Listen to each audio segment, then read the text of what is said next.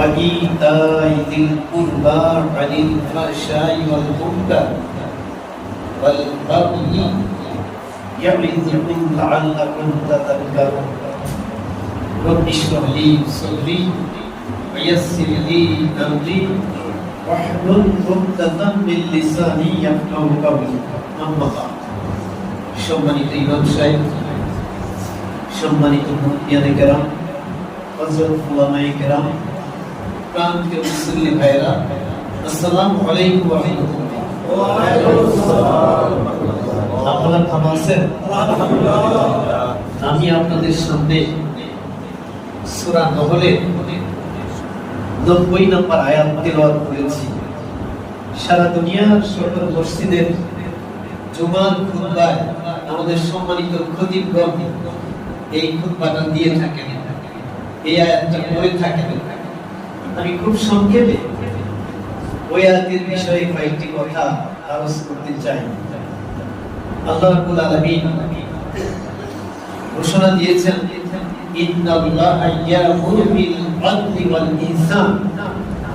অবশ্যই তোমাদের রব, তোমাদের আল্লাহ তোমাদের হুকুম দিচ্ছেন তোমরা ন্যায় ইনসাফ সুবিচার কায়েম করবে, ইহসান মানুষের সাথে ভালো আচরণ করবে, ওয়া ইতাই যিল কুরবা আর তোমরা আত্মীয় স্বজন প্রতিবেশী তাদের সহযোগিতা করবে, তাদের দান করবে, ওয়া ইয়ানহা আনিল ফাহশাই ওয়াল মুনকার আর তোমরা সকল প্রকার অশ্লীল বেহিয়াপনা, সুদ, ঘুষ, মদ, জুয়া, জেনা, ব্যভিচার, হাইজ্যাক, লুটতরাজ, খুন, রাহাজানি, চাঁদাবাজি, ধান্দাবাজি, কালোবাজারি, মজুদদারি, মুনাফাখুরি, যত রকম অশ্লীল কাজ আছে এগুলো বন্ধ করো,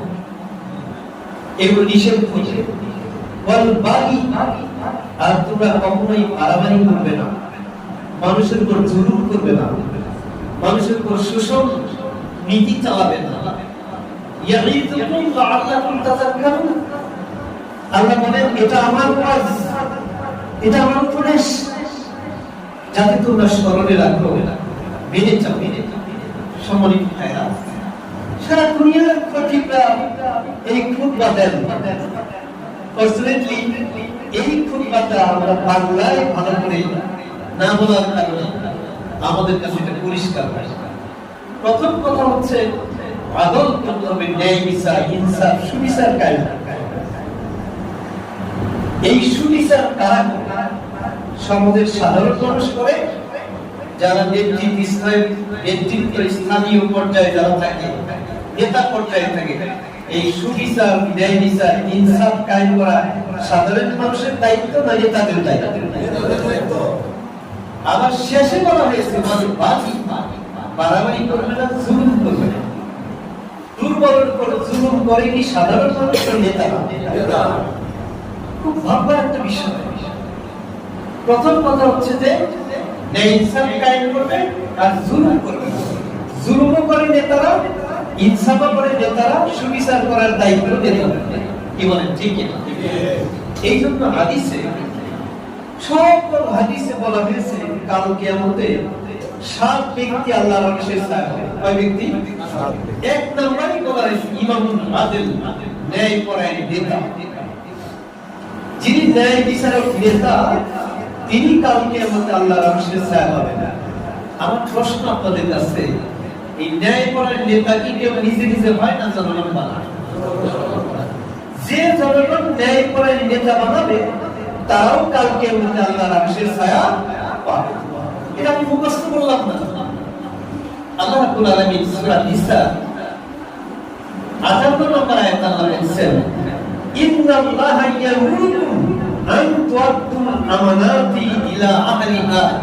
তোমাদের যাবতীয় নেতৃত্ব, কর্তৃত্বের আমানত তাদের কাছে সুপর্দ করো যারা আমানতের খেয়ানত করবে না।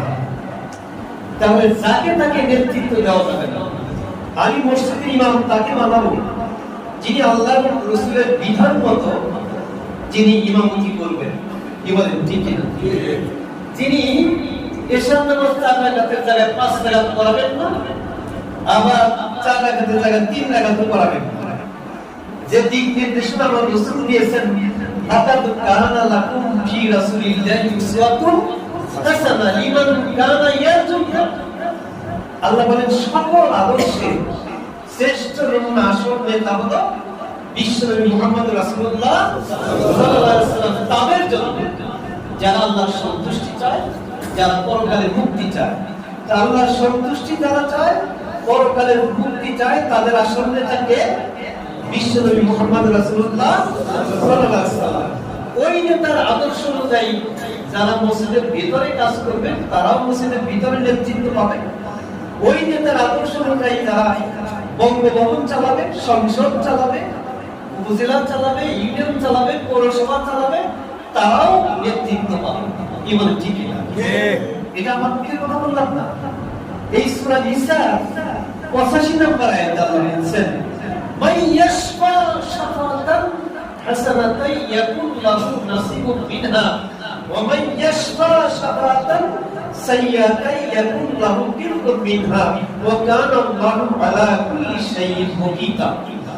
আল্লাহ বলেন, তোমরা যাকে ভোট দিয়ে নেতা বানাও, যার জন্য সুপারিশ করো, সে নেতৃত্ব পাইয়া যত ভালো কাজ করবে, আমি সব ভালো কাজের অংশীদার তোমাদের বানিয়ে দেব। আর তোমার ভোটে নির্বাচিত নেতা যত খারাপ কাজ করবে, সব খারাপ কাজের অংশীদার তোমাদের বানিয়ে দেব। বলেন সূরা বাকারা 208 নম্বর আয়াতে আল্লাহ বললেন, ইয়া আইয়ুহাল্লাযীনা আমানু দুখুলু ফিস-সিলমি কাফা ওয়া লা তাত্তাবিউ খুতুওয়াতিশ শাইতান ইন্নাহু লাকুম আদুউউন মুবিন। হে ঈমানদাররা, পুরোপুরি ইসলাম মেনে নাও। ব্যক্তি জীবনে, পারিবারিক জীবনে, সমাজ জীবনে, রাষ্ট্রের জীবনে, অর্থনৈতিক জীবনে, বিচার ব্যবস্থায়, শিক্ষা ব্যবস্থায়, আইনের শাসনে, সব জায়গায় পুরোপুরি ইসলাম মেনে নাও। কোন জায়গায় শয়তানের আনুগত্য করিও না, শয়তানের নেতৃত্ব মানিও না। ইন্নাহু লাকুম আদুউউন মুবিন। এই শয়তান হচ্ছে তোমাদের জন্য প্রকাশ্য দুশমন। সে তোমাদেরকে ধ্বংসের দিকে নিয়ে যাবে, বিপর্যয়ের দিকে। বলেন তাহলে পুরোপুরি ইসলাম মানতে হবে জীবনের সব জায়গায়, না শুধু মসজিদের ভেতরে, সব জায়গায় মানতে হবে। কোন জায়গায় শয়তানের আনুগত্য করা যাবে না। শয়তান হচ্ছে প্রকাশ্য দুশমন। আমি বনগ্রাম মসজিদের সম্মানিত ইমাম সাহেব এবং মুসল্লিদেরকে একটা প্রশ্ন করতে চাই, আপনারা কি কেউ শয়তান দেখছেন? আল্লাহ বলেন দেখা যায়, মিনাল জিন্নাতি ওয়ান নাস। আমরা সূরা নাসে বলি, হে আল্লাহ, জিন শয়তান এবং মানুষ শয়তানের হাত থেকে আমাদেরকে হেফাজত করো। তাহলে বোঝা গেল, যারা আল্লাহ এবং রাসূলের আদর্শ বাদ দিয়ে অন্য কোন বিধানের দিকে নিতে চায়, তাদেরকে মানুষ শয়তান বলা হয়েছে। তাদের আনুগত্য করলে যারা শয়তান, তারাও জাহান্নামে যাবে, শয়তানের সাথী সঙ্গী জাহান্নামে যাবে। জাহান্নামে যাওয়ার পরে তারা একটা দোয়া করবে। সূরা বনী ইসরাঈল, সূরা আমিমাস সাজদা 29 নম্বর আয়াতে সেই দোয়াটা আল্লাহ মানুষকে জানিয়ে দিয়েছেন। আমি কি বলবো? জাহান্নামে যাওয়ার পরে মানুষ দোয়া করবে, রব্বানা আরিনা লাযাইনি আদাল্লানা মিনাল জিন্নি ওয়াল ইনস নাজআলহুমা তাহতা আদাবিনা লিয়াকুনা মিনাল আসফালিন। হে আল্লাহ, আমাদের ওই সমস্ত নেতা, জিন এবং মানুষ যারা আমাদেরকে পথভ্রষ্ট করেছিল, তোমার পথ থেকে, রাসূলের আদর্শ থেকে অন্য দিকে নিয়েছিল, যাদের কারণে আজকে জাহান্নামে আসছি, তুমি মেহেরবানি করে তাদেরকে দেখিয়ে দাও, তাদের আমাদের সামনে এনে দাও, তাদের পায়ের তলায় পিষে আচ্ছাদন অপমান করবো, তাদের আমরা আস্থার অবস্থান করব। আমার একটা প্রশ্ন, জাহান্নামে যাওয়ার পরে কোন নেতাদেরকে পায়ের তলায় পিষলে আমার আপনার কোনো লাভ হবে? লাভ দুনিয়াতে ডিভোর্স দিতে হবে যারা আল্লাহ তার রাসূলের আদর্শের বাইরে আমাদেরকে যেতে চায়। কি বলেন? ঠিক রাজি আছি তো ইনশাআল্লাহ। সম্মানিত ভাইরা, এই যে একটা বিপ্লব হয়েছে গত বছর, আমাদের ছাত্র জনতা স্লোগান দিয়েছিল, উই ওয়ান্ট জাস্টিস, আমরা ন্যায় বিচার চাই, বৈষম্য মুক্ত সমাজ চাই।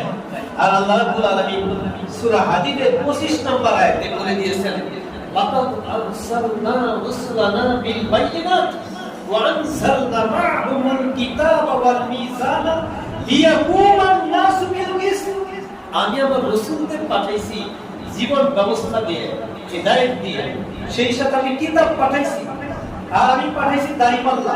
দাড়িপাল্লা মানে যাতে ইনসাফ করে, ন্যায় বিচার করে, কম বেশি মেপে দেয়। কেন? লিয়াকুমান নাসু বিল কিসত, যাতে মানব সমাজের সমস্ত বৈষম্য, অর্থনৈতিক বৈষম্য, রাজনৈতিক বৈষম্য, সামাজিক বৈষম্য, শিক্ষার বৈষম্য, বিচারের বৈষম্য, সব বৈষম্য দূর হয়ে সমাজের শান্তি, স্বস্তি, নিরাপত্তা, ইনসাফ কায়েম হতে পারে। এই জন্য আমি কিতাব পাঠিয়েছি, এই জন্য আমি বিধান পাঠিয়েছি।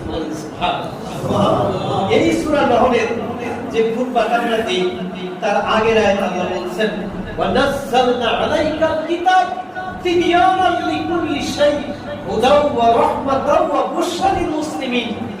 আমি কিতাব পাঠাইছি। কি কিতাব পাঠাইছে? কোনো কিছু বাদ দেই নাই। জন্ম থেকে মৃত্যু পর্যন্ত, রান্নাঘর থেকে বঙ্গভবন পর্যন্ত, জীবনের প্রতিটা দিক এবং বিভাগ কিভাবে পরিচালনা করলে শান্তি, স্বস্তি, নিরাপত্তা সব দিয়েছে। হুদাও, এর মধ্যে আছে দিক নির্দেশনা, রহমতাও, এর মধ্যে আছে রহমত, বুশরা লিল মুসলিমিন, যারা মুসলমান তাদের জন্য রয়েছে সুসংবাদ। আবার সূরা বনী ইসরাঈলের 82 নম্বর আয়াত আল্লাহ বলেন, ওয়ানুনাজ্জিলু মিনাল কুরআনি মা হুয়া শিফাউ ওয়া রাহমাতুল লিল মুমিনিন ওয়া লা ইয়াজিদুল যালিমিনা ইল্লা খাসারা। আমি কুরআন নাযিল করছি ঈমানদারদের জন্য জীবন সমস্যার সমাধান, সংবিধান। আর এই সংবিধান বাদ দিয়ে তারা যেখানে যা করবে সেখানেই তারা বিপদে পড়বে। আর এই সংবিধানকে বিজয়ী করার জন্য ওয়াল্লাযী আরসালা রাসূলাহু বিল হুদা ওয়া দীনিল হক লিইয়ুযহিরাহু আলা দীনি কুল্লিহি ওয়া লাউ কারিহাল মুশরিকুন। তিন জায়গায়, তিনটা সূরায়, সূরা সফের 9 নম্বর আয়াত, সূরা ফাতহের 28 নম্বর আয়াত, সূরা তাওবা 33 নম্বর আয়াত আল্লাহ বলেন, আমি রাসূলকে এই সত্য বিধান, সংবিধান দিয়ে পাঠাইছি মানুষের সমস্ত আইনের উপরে। এই আল্লাহর আইনকে বিজয়ী করার জন্য আমি আল্লাহ সাক্ষী, যারা মুশরিক তাদের কাছে এটা পছন্দনীয় নয়। সম্মানিত মুসলিম ভাইরা, আল্লাহর রাসূল আল্লাহর এই আইনকে আল্লাহর জমিনে বিজয়ী আদর্শ হিসেবে প্রতিষ্ঠা করেছিলেন। কি করেছিলেন কিনা? আমাদেরও দায়িত্ব এই কোরআনের আইনকে নিজের ব্যক্তি জীবনে, পারিবারিক জীবনে, সমাজ জীবনে, রাষ্ট্রীয় জীবনে, অর্থনীতিতে, আন্তর্জাতিক ব্যবস্থায়, বিচারে, আইনে, সব জায়গায়, বঙ্গভবনে, সংসদে কোরআনের আইনকে বিজয়ী করার জন্য ঈমানদারদের চেষ্টা করা ফরজ। আমরা কি আসি? ইনশাআল্লাহ এই কোরআনকে আমরা সংসদে নিতে চাই, কোরআনকে বঙ্গভবনে নিতে চাই, কোরআনকে বিচার ব্যবস্থা নিতে চাই, কোরআনকে শিক্ষা ব্যবস্থা নিতে চাই। জীবনের সকল ক্ষেত্রে কোরআনকে বিজয়ী আদর্শ হিসেবে প্রতিষ্ঠার জন্যই আমরা কাজ করে যাচ্ছি। আমরা একসাথে কাজ করতে চাই, আপনাদের সহযোগিতা চাই। আমার স্নেহের ছাত্রের ছাত্র, পরম স্নেহের যে ছাত্র প্রিন্সিপাল আলতাফ হুসাইন, তারও ছাত্র সম্মানিত ইমাম সাহেব, আরো স্নেহের মানে নাতি ছাত্র আর কি, আলহামদুলিল্লাহ। আমরা একটু কথা বললাম যে আমরা ইমাম সাহেব যারা, আমরা অনেক কথাই বলতে পারি, তাই না? খোলামেলা বলতে পারি না, মানে বলতে বলার পরিবেশটা আমাদের নাই। না বলে সবাই বলতে পারেন, কিন্তু বলার পরিবেশ নাই। কিন্তু খুব পাই কিন্তু আরবিতে বলি, আমি সেই বাংলায় বললাম। কোরআনের ওই কথাগুলো আমি একটাও বাইরের কোনো কথা বলি নাই, শুধু কোরআন থেকেই বলছি। আরেকটা হাদিস শুধু আপনাকে বলি, কামা তাকুনুনা কাযালিকা ইউআম্মারু আলাইকুম।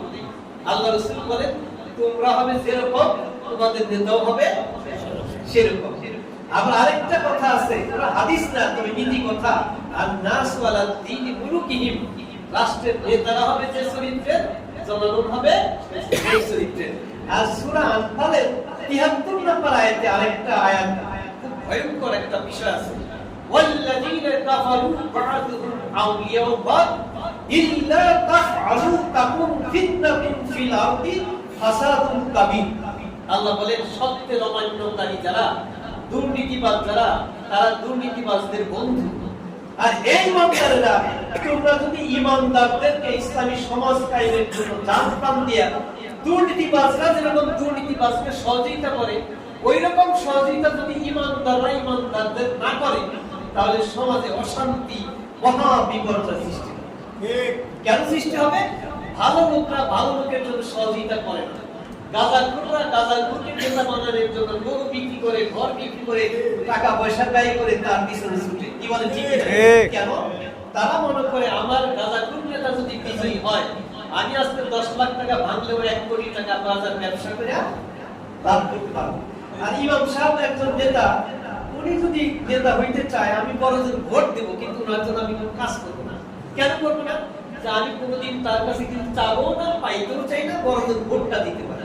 কি বলেন ঠিক না? যার কারণে ভালো মানুষ থাকে জেলখানায়, খারাপ মানুষ থাকে ক্ষমতায়। এবার দেশের একটা পরিবর্তন মানুষ চায়। কি বলেন চাই কিনা? সব জায়গা শেষ, জামাত ইসলামী বাংলাদেশ। আমার তৌফিকি ইল্লা বিল্লাহ। আসসালামু আলাইকুম ওয়া রাহমাতুল্লাহ। আমি খেয়াল মাপ চাই, একটু সময় নিলাম।